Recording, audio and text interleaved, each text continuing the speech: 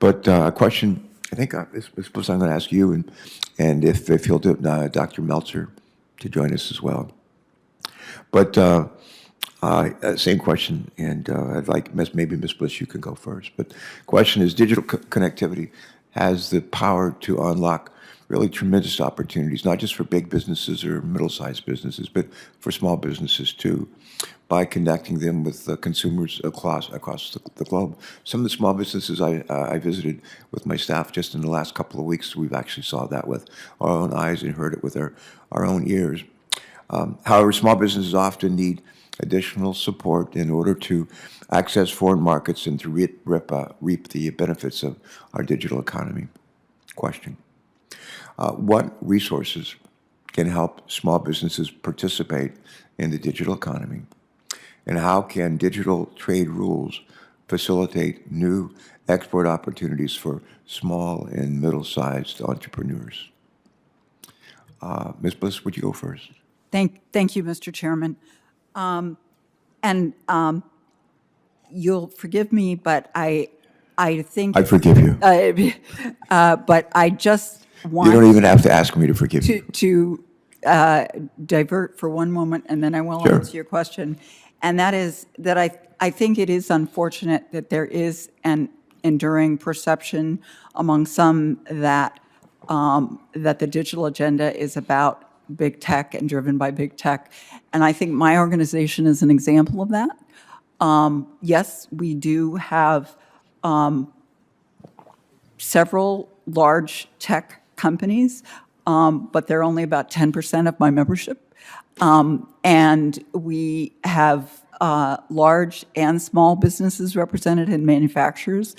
And as I said in my testimony, I think you certainly understand, and others do as well, that this and building strong digital rules is really across the board, not just about big tech. It's across sectors, across industries. And so that's what I was going to ask your forgiveness for, if I could divert for that for a moment. But back to small business.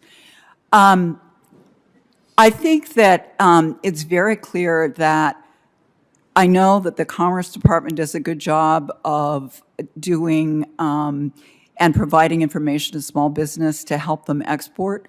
I think there needs to be a lot more of that. I think small business needs to be provided with digital tools. I know certainly among my members, there's a lot of that going on where they have facilitator labs for startups and small businesses where they give them digital tools, whether it's AI, use of platforms, other digital technologies, cloud technologies. But I think there needs to be more of that from the government as well as the private sector, maybe in public-private partnerships. To answer your question about what specifically should be included in IPEF, for example, we think that it's very important that there be a provision about where countries commit to the importance of providing those digital tools to small business and capacity building in particular. Certainly in the United States, it's very important, but also in IPEF countries. And so, you know, I think that alone would be maybe the most helpful thing that could be done for small business in terms of specific provision that could be added in IPEF, and also just general capacity building that I know CSI member companies are also already doing in the U.S., but also in IPEF countries. All right, thank you. Same question for Dr. Meltzer. What resources can help small businesses participate in the digital, better help small businesses to participate in the digital economy? And how can digital trade rules facilitate new export opportunities for both small and medium-sized enterprises? Senator, thank you for the question. Let me just go directly to the question of the digital trade rules. I think it's really worth noting that in many respects, these rules are perhaps most important for small businesses because the reality is, at the end of the day, a lot of large businesses can manage the frictions and the costs, and they can locate facilities in countries where they may need to, but it is just not an option for small businesses. And so a lot of the way that the digital trade rules minimize transaction costs and make e-commerce, particularly seamless, is really the key benefit for them. I'd think about this in three buckets. I mean, there's what I would think about as those that facilitate e-commerce, and there's some that have been around for a while but are really quite essential, like recognising e-signatures. You can't do a contract if that's not recognised in both countries. Issues around digital authentication and digital ID are new developments that also allow one to basically have more seamless kind of person-to-person interaction online. The de minimis duty outcomes in USMCA, which raised that in Canada and Mexico, have facilitated e-commerce exports to these countries. There was a whole range of de minimis levels globally that we could look at trying to kind of find some agreement on. And just nuts and bolts of the way customs procedures work and so forth, which is sort of the old work of trade policy, which is actually still relevant for e-commerce because we're doing a lot of digital services online, but we're also doing a lot of goods purchase online that still have to go through the typical trade channels, but making sure they're fit for these kind of small business transactions is important. Another one I would mention is around interoperability. The US-EU Privacy Shield 2.0 is one that's got a lot of attention because of its impacts on Facebook, but it would have had enormous impacts on a whole range of small businesses if small businesses that were selling into Europe were able to collect personal data once they made that transaction. So ensuring that despite differences in regulations, data can flow freely, personal data can flow freely but remain protected, I think is a key thing that digital trade rules can continue to address, and that will have a big impact on small businesses. And finally, we've all talked about, but I mentioned in my written testimony and my oral testimony the importance of sort of platforms solving for a lot of the barriers that allow small businesses to become exporters. The data flow piece is absolutely key there as well. Okay, good. Thanks for that response. Ms. Bliss, at one point in time when he was responding, I was watching you, and you were vigorously nodding your head. And I think maybe I should call on her again. So you want to jump in and add something? I totally agree with what Dr. Meltzer described, and I'm so glad that he mentioned trade facilitation because it's another really important piece. But I also want to mention that I think a permanent moratorium on e-commerce duties is also critical, especially to small business, because that is something that can definitely hurt, particularly if there was retaliation, if it were to lapse and not exist, with respect to small business, both exporting and importing. So I just wanted to add that one as well. Good, I'm glad you did. Mr. Fife, do you want to opine on this one? No? Thanks, sir. All right. Maybe I'll give you another shot at a different question, okay? This one deals with bolstering our cybersecurity and our digital infrastructure. Digital infrastructure, including things like broadband, like data centers, like physical input, like semiconductors, are critical or have become critical to global trade and have been for some time. What vulnerabilities currently exist related to our digital infrastructure? Could you talk about some of those, and how can we safeguard these resources, maybe better safeguard these resources in order to protect the cybersecurity of American workers and our businesses? Well, thanks, Senator. It's a huge subject, and I'll try to give you a limited answer. I think that we've seen a lot of really important action on recognizing the China-related threat in cyberspace generally around things like the theft of intellectual property, say over the last decade, the threat that relates to telecommunications infrastructure in the U.S. and around the world, especially over the last 5 years or so, understanding of what Huawei and ZTE and others mean. We've seen steady action from parts of our government that are responsible for those areas. We still need more of it, but we've seen out of places like the FCC, the Federal Communications Commission over the years, including just last week, a lot of effort to sort of gradually and increasingly restrict the ability of Chinese companies subject to Chinese Communist Party influence and control to be present in the hardware and software of the U.S. telecommunications infrastructure. One thing that I would note, though, that is really interesting and kind of emergent about what this means in our consumer economy, but also in our national critical infrastructure, are things like drones and surveillance systems and cameras. Some of these areas are, in a sense, uncovered by our traditional regulatory approaches. And so on drones, you've had this interesting and rather frustrating scene over the last several years where various parts of the U.S. government, DHS, the Pentagon, and others, have put out statements that relate to the fact that that these Chinese drones are pose these major data integrity concerns because of the complete ability of the data to be subverted by Beijing and used for hostile purposes. But the statements from DHS, for example, are just advisory, useful and educational, but not really restrictive when it comes to what, say, state governments or local law enforcement or power grid operators do when it comes to procuring drones. Some of those DHS advisories succeeded in getting operators of power grid infrastructure, for example, to get rid of their Chinese procured drones. But others didn't get the message, and the message was just advisory. It was not mandatory. That sort of thing is present, broadly throughout, and there are parts of the picture, such as the autonomous transport piece and the digital mapping piece, that appear to have gone basically entirely unremarked on, even by in advisory statements from the U.S. government, because we're still catching up with this issue.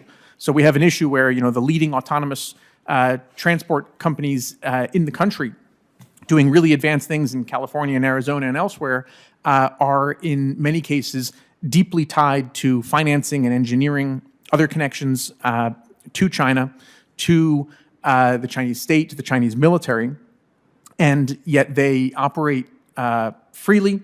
They operate without restriction when it comes to the transport, the sharing of U.S. road and port and other critical infrastructure digital mapping data internationally back to engineering fleets in China. And all of that would seem to pose really very significant risks in the sort of cybersecurity and critical infrastructure areas that you've asked about. Okay, good. Thank you. I think maybe one last question. My last question, I'll just telegraph this pitch. I'm going to ask you a number of things. A number of times I'll ask witnesses, what should we do on this issue or that issue? What should we do? What would be your advice? I'm going to ask each of you to give us one example of something we should not do as we go forward. Something we should not, don't do that. Okay, so just be thinking about that. Okay, my question my next question is Mr. Woodall. Mr. Woodall, where are you coming to us from today? Where are you? In Washington. Oh, good, good. You seem close. I could feel that. But anyway, whether you're in Washington, D.C. or Washington State, we're delighted to have you join us. How long have you been involved with the AFL-CIO Technology Institute? For about a year. Okay. Do you start right out of school? Yes, but not here. I've been working on global trade policy for decades. Really? Okay, well, good. My question, serious question, is as the use of digital technology grows and as it evolves, it's critical that American workers feel the benefits of these innovations in a couple of ways. One would be through better jobs, and the other would be better wages and higher wages.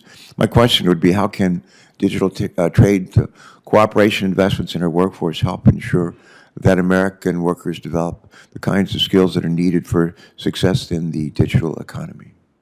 I visit businesses, large and small, a lot. When we're on recess for several weeks earlier this month. And almost every day I visited businesses, large and small. And I would ask them, how are we doing? How are we doing? We in Congress and the state of Delaware, and what can we do to help? Actually, what I heard more than anything else, believe it or not, was we just need people to come to work. People who are trainable, who have skills, requisite skills, are trainable to have additional skills, add additional skills. That's what they said that they were looking for and needed. So I'm focusing right now on that a whole lot. But that relates to my question: how can digital trade cooperation investments in our workforce help ensure that American workers develop the skills needed for success in the digital economy?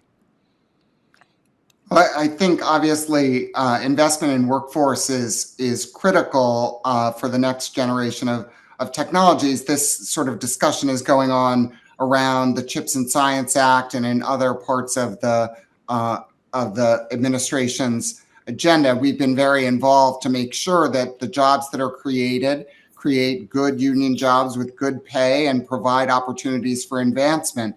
So we're very supportive of that. I think what we're concerned about in the digital trade arena is the extent to which some of these technologies are really corrosive on workplace conditions and workplace fairness and erode workers' income. And so we've seen this with a lot of the algorithmic management issues, and we're very concerned that it'll be difficult to address things like workplace surveillance, the unfairness behind algorithmic management that workers face every day in the workplace. And frankly, much of this surveillance is off the job as well. So it needs to be a situation where there's enough domestic governance space to protect workers from the downsides of the digitization, as well as provide opportunities for workers going forward with real workforce development that centers workers in that process.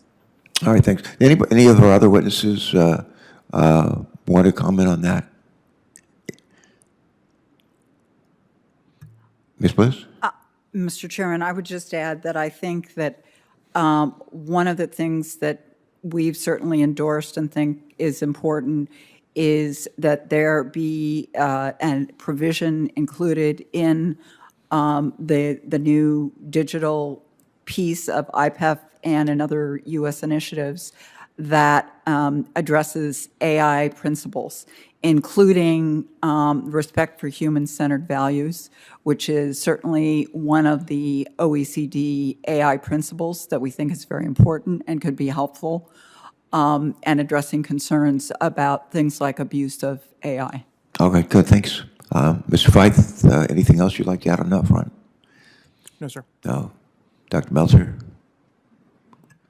Just building on Christine Bliss's point, the White House has released a blueprint for AI, human rights in AI, and I think this would be an excellent starting point to think about including in a digital trade agreement, because it would certainly reflect US values, and I think we'll get a lot of the concerns that have been expressed today about to ensure that AI is used in a way which is consistent with human rights as well as labour standards. Yeah. Mr. Feith, do you agree with that? Sounds right. Yeah. How about Ms. Bliss? Do you agree with that? Okay. All righty. I told you I was going to ask you if you had any advice for us what not to do on this front. We'd welcome that. And Mr. Woodall, if you don't mind, I'm going to ask you to respond to that question first. No, I'm not asking you to advise us in Congress what we ought to do, but what ought we not to do? Be careful and avoid. Please, Mr. Woodall. Certainly, I think there are a lot of things to be careful and avoid that I've talked about some, and I think one area to consider avoiding is avoid sort of blanket exclusions, and I would recommend something that would exclude personal vulnerable data and critical infrastructure from the data flow and data localization commitments that we've seen in other digital areas. I think these are areas where there's broad consensus that there needs to be more protection, and so we should sort of not include that. Good. Dr. Meltzer, what should we avoid doing? I'll one comment about maybe the politics, which is not for me to manage, but avoid this becoming a partisan issue. I think it's a huge economic value across the US, and we should be able to get behind this. But I think specifically we should avoid walking away from anything that would dilute the commitment to data flows. I think the focus on the exceptions is really crucial here. It's really where the battle's being, I think, waged between maximising the economic opportunities and providing the regulatory space for governments to keep doing what they need to be doing. And I think that's really important that we might get that bit right. Good. So, Senator Cornyn, who's the ranking member on this committee, I get to be on the subcommittee. I get to serve for a while as the chairman, but we like to work across the aisle, and we don't see these as partisan issues. And Todd Young, who was here, Senator Young, very much the same way, and that's the way I like to operate. Well, I get to chair Committee on Environment and Public Works. We a lot of big pieces of the bipartisan infrastructure bill came through our committee and were adopted unanimously in our committee and later by overwhelming margins in the Senate. We've reported out big pieces of the Inflation Reduction Act, big pieces including methane reduction programs unanimously, and later reported out unanimously Water Resource Development Act. It's before the Senate probably later next month. And so folks, a lot of folks across the country think, well, can't they work together on anything? But I'm just here to tell you that a lot of times we do. We don't get on television much by working together, but it's the glue that holds our country together, I think. Okay, here, my last question. Is there a question that you maybe thought you would be asked or wish had been asked that was not asked? Dr. Meltzer, is there a question maybe you hoped would be asked, thought would be asked, that was not asked? I think part of the piece here is the way the rest of the world is looking at what the US is going to do in this space and the perspective that the rest of the world has on the decisions that the US makes. It's understandably a very domestically focused set of considerations at the moment, but the desire for, I think, US re-engagement on the digital trade piece in a lot of the Asia Pacific couldn't be overstated. They are dealing with the challenges from China in a geographically proximate way on digital regulation broadly, including across a whole set of issues. And I think this is one piece of what's really being asked for in terms of US leadership that would be absolutely well received and welcomed in that part of the world. Good, thank you. Same question, Mr. Fife. Well, Mr. Chairman, I'll go back to your previous question about what not to do. Yeah. And I would offer a suggestion not to let these China data problems get so big they seem unfixable. TikTok was a lot smaller in its share of US social media and its cultural presence 2 years ago when the last administration attempted a ban. These things have grown bigger and more problematic more quickly. We had an interesting discussion about the biodata question and whether too much has been transferred already and whether it's too late. It would seem that it isn't too late, but it can become over time the more that these sorts of problematic data relationships with China give Beijing leverage over us and box us in, limit our decision making, and ultimately, limit our kind of sovereign ability to protect ourselves in these ways. Good. Thanks for responding to that question as well. Ms. Bliss, and then Mr. Woodall, same questions. Thought you might be asked, one would like to have been asked, but were not asked. Go ahead. Well, I think it was asked in some respects, but I think more about the importance of, and it's a corollary to what Dr. Meltzer raised, and importance of U.S. leadership. But at the same time, what are the challenges that we face, particularly in IPEF, in getting not only our like-minded countries, but other countries that are now agreeing to participate in the trade bucket to get on board with a high set of digital principles. I do think we face some real challenges there, particularly from countries like Indonesia and Vietnam. So that would be one question. And the second thing, I will answer your previous question about what not to do. I think it's absolutely critical that in IPEF or any of our other initiatives with respect to digital, that we not go backwards, and that we build on what we've done. It can be improved, it should be added to, but we not go backwards. All right, that's good advice. Okay, y'all, anybody have a last thought? Mr. Woodall, anything else you want to add or take away? No, I expected to sort of be asked about the ephemera of digital affecting real workers' lives, and I think there's a recognition that there are real challenges workers face because of the digitization, and we need to deal with that in a more worker-centered digital trade provisions going forward. Good. It's not everybody who answers a question in my committees with the word ephemeral, so thank you for that addition. I think that's pretty much it. I just want to close with some thank yous first. I want to thank each of you for taking time to join us in person or virtually from not too far away here in Washington. Thank you for what you do with your lives. and for what you do for our country, directly or indirectly. I want to thank Senator Cornyn, with whom I'm privileged to lead this subcommittee, and frankly to work on a lot of issues, including some of the issues when the gun safety legislation was adopted several months ago. But we look for opportunities to work together. Have great respect for him and his staff, and also appreciate very much the efforts of Senator Todd Young and the opportunity to partner with him. And I would say to my own staff and other members of staff, including the majority and minority staff of the full committee, how much we appreciate their working with us as we put together this hearing. I have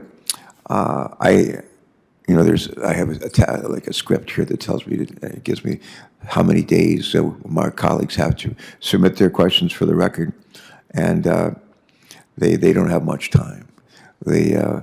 Senators who wish to submit questions for the record, those questions are due 7 days from today. It's a pretty quick turnaround. Our witness, however, will have 45 days to respond to any questions for the record. So that should get us through, I think, through December, through the holidays, and maybe into the beginning of the new year. But if you get those questions, you receive those questions, just try to get them back to us before too long. And with that, I think it's a wrap. Thank you all. We're dismissed. Thanks so much.